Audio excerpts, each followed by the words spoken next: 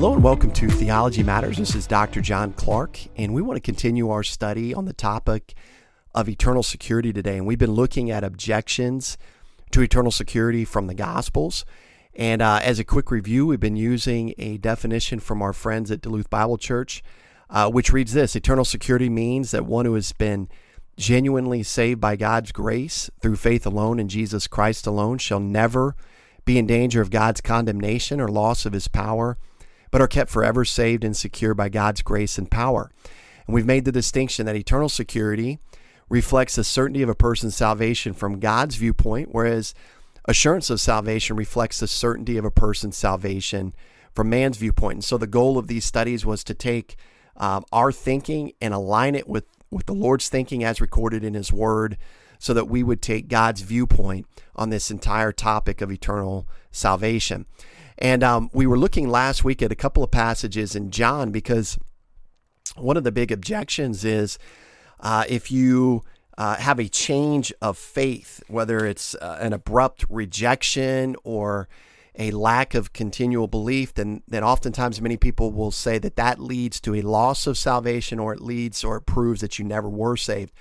And so we looked at some objections in John 3:16 regarding the present participle use of the word whoever believes. We looked at the objection in John 3:18, where basically some people say you can believe, but then if you reject Christ later, you can lose your salvation. And we showed from the text how that's not the case. And then finally, the last session, we looked at John chapter 10, verses 27 through 29, where people will say, well, no one can snatch you out of the Father's hand or Jesus' hand, but you can jump out. We also looked at why that's not possible as well. And so today we want to continue our study by looking at the analogy that Jesus used, an object lesson, in John chapter 15 regarding abiding. And so the context of John 15 is that Jesus is speaking to the 11 disciples who would become his apostles and part of the foundation of the church. We learn in John 13:30 that Judas had already left the dinner. And so in order to explain the concept of spiritual fruit bearing, Jesus uses an analogy that they would have been familiar with, which was a vineyard. And so in verse 1, we see the identification of who the key players in this analogy are. Let's read verse 1. Jesus said, I am the true vine. My Father is the vine dresser. And then verse 2, every branch in me that does not bear fruit. And so there's branches, and we'll kind of come back to that verse in a second. But Jesus is the vine, believers are the branches, and the Father is the vine dresser. And again, all believers here in this illustration, all branches are believers because they're in the vine, they're in Christ. That's a term that's never used of an unbeliever.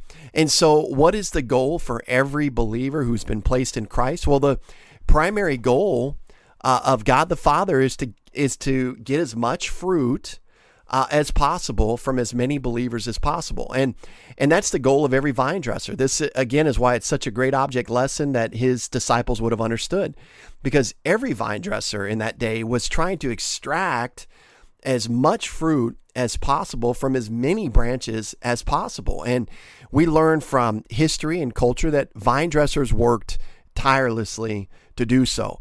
And so we come to verse 2 and we read, every branch in me that does not bear fruit, he takes away, and every branch that bears fruit, he prunes, that it may bear more fruit. And so we see in verse 2 that the vine dresser does two things to the branches here in order to maximize the overall fruit production of his vine. The first thing that the text tells us is that he takes away branches that are not bearing fruit. Now, what does that mean? Well, the Greek word used there, translated takes away, is the Greek word airo, and it means to raise to a higher place or position, to lift up and move from one place to another, or to take away, remove, or seize control. So one can see, just even based on those lexical definitions, that this word has a bit of a range of semantical meanings, and it's going to depend on the context as to what meaning we select. And so, again, just kind of looking at its use in some other places, it can mean to pick up a bed, as in Matthew 9:6. It can mean to pick up a serpent, Mark 16:18. It can mean to take up your cross, Matthew 8:34. It can mean to get or retrieve a garment, as in Mark 13:16. It can mean to take away, as a bird takes away a seed in Luke 8:12, or as a ruler takes away money in Matthew 25:28, or again, several other meanings. And so the question for us becomes, what does Jesus mean here, right? What is, not how is it used all these other places, but what does he mean here in light of his viticulture analogy with the vine?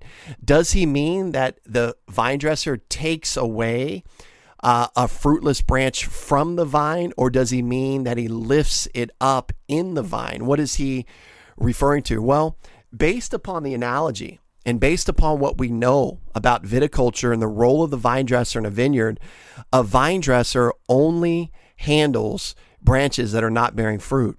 If a branch does not bear fruit, by the way, is it still a branch? Yes, it's still a branch. In fact, as you start to use some of the terminology of people that think you can lose your salvation here, they'll say, well, if a branch doesn't bear fruit, it proves that it was never a branch. And that doesn't work in a vine culture analogy that Jesus is using. The branch is a branch because it's in the vine. Whether or not it bears fruit is a total different scenario than trying to identify the identity of the branch as a branch or not a branch. But the point is this: we believe from culture, from analogy, what Jesus is using is that the vine dresser here lifts up unfruitful branches and ties them to runners in hopes of a bountiful harvest in due season. In fact, we've heard the phrase, those that do any gardening, trellises, right? There's a trellis. There's a way to lift these branches off of the ground. There's a way to get them a little bit more sunlight, to get them a little bit more healthy. And so based upon this viticulture analogy that Jesus is using, it seems probable that this verse emphasizes great care for the unfruitful branch on the part of the vine dresser, not judgment or condemnation. In fact, the goal is fruit bearing by whatever means necessary. That's what the typical vine dresser was after. And again, this interpretation is consistent with the actual vine dressing practices of the first century. Now, that's the first thing he does, is unfruitful branches, he raises them up or puts them in a better position to bear fruit. What's the second thing he does according to verse 2? Well, he prunes branches that are already bearing fruit. Again, pruning involves precise cuts on the fruitful branch to create additional shoots and means for more fruit bearing. Again, this is God the Father, I believe, as we apply it to the believer's life, allowing trials, allowing suffering for fruit bearing branches so that they will bear more fruit. Again, what's the ultimate goal of the vine dresser? As much fruit as is possible on as many branches as is possible. And I believe firmly that this story reflects that God is relentless in his divine efforts to produce fruit in and through believers. And this is what Jesus is communicating. So verse 3, why does Jesus include this verse here? It seems to kind of disrupt the flow of the analogy, but look at verse 3. It says, you are already clean because of the word which I have spoken to you. Why does he bring that in here? Well, I think he brings it in here so that there's no confusion regarding verse 2. They were already clean, i.e. they were already saved, but now he's talking about fruit bearing. He was in essence saying, you're already in the vine through the new birth. Now go on abiding in fellowship, that the Father may produce the fruit in and through you that he desires. You do not bear fruit to become a branch, nor do you bear fruit to prove that you're a branch. You become a branch connected to the vine through faith in the person and work of Jesus Christ. And God knows who's a branch and who's not a branch. That's the whole part. That's the whole distinction of eternal security. God knows who's saved. So you don't have to bear fruit to become a branch. You don't have to bear fruit to prove that you are a branch. Again, you become a branch the moment you put your faith in Jesus Christ. And so verse 4 now goes on to say, it's commanded that, in verse 4, it's commanded this: abide in me and I in you, as the branch cannot bear fruit of itself unless it abides in the vine, neither can you unless you abide in me. I am the vine, you are the branches. He who abides in me and I in him bears much fruit, for without me you can do nothing. Notice the command in this verse is not to bear fruit. The command is to abide. And what does the word abide mean? Well, it means to remain or to stay where one is at. It tells us that the vine dresser has placed every believer in the position they are located in the vine for maximum fruit bearing.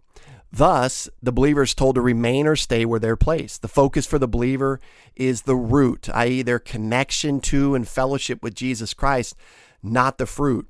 The vine dresser's focus is the fruit, whereas the branch's focus is the vine. This is what we call walking by faith. This is looking away from ourselves. This is not trying to evaluate the effectiveness of our life. This is trusting the Lord in our moment by moment daily lives. And notice our job is to simply bear fruit, not to produce fruit. Jesus Christ is the vine who produces the fruit that we as branches bear. And so the branch is completely dependent on the vine for life and fruit bearing. And apart from Jesus Christ and his enabling power, we can do nothing to please God.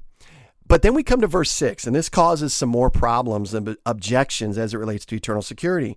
Because in verse 6, it says, if anyone does not abide in me, he is cast out as a branch and is withered, and they gather them and throw them into the fire, and they are burned. And so the believer who doesn't abide in fellowship with Christ loses his usefulness to God because he's not bearing the fruit that God desires to produce in and through him or her. And so a believer who doesn't abide in fellowship with Christ is as useless as a dried up branch that is thrown into the fire and burned. And we want to notice a couple of these things. First, notice it's not God who does the gathering, casting, and burning. It's men who do it. See the word they there. And we see the pronoun used. It's they who gather. It's they who throw them in the fire. And then it's they who burn these non-fruit bearing branches. Notice also, so I say that to say it's not God passing judgment. It's men passing judgment. The second thing we want to notice is that the timing of all these activities, gather, cast, and burned, are in the present tense. They're not future tense. So this is not something that God does as an act of judgment in the future. It's not talking about the fires of hell. This is simply concluding statement regarding what human vine dressers did in the first century with unfruitful, unproductive, unresponsive, and useless branches. Humanly speaking, these branches were no longer good for anything except to be used as kindling for fire. And so just as fruitless branches are of no use in a vine, the believer who does not abide in fellowship with Christ will face divine discipline in the present. We read about that in Hebrews 12, verses 5 through 11, and also 1 Corinthians 11, 29 through 34, reflecting the divine discipline facing the Corinthian believers who did not observe the Lord's Supper correctly with the right mindset. But it also represents divine discipline or loss of reward in the future at the judgment seat of Christ. Again, because of the believer's lack of usefulness of God, the vine dresser desiring to produce fruit that the believer can bear, and then the believer not cooperating through carnality, thus does not bear the fruit that God had designed that branch to bear. And so there's going to be future loss of reward at the Bema Seat judgment.